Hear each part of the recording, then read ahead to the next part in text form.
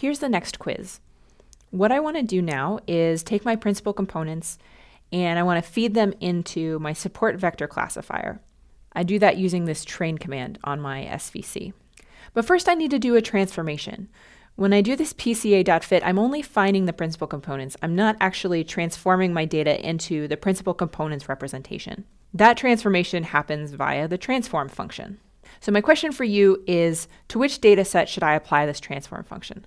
The training features or the testing features?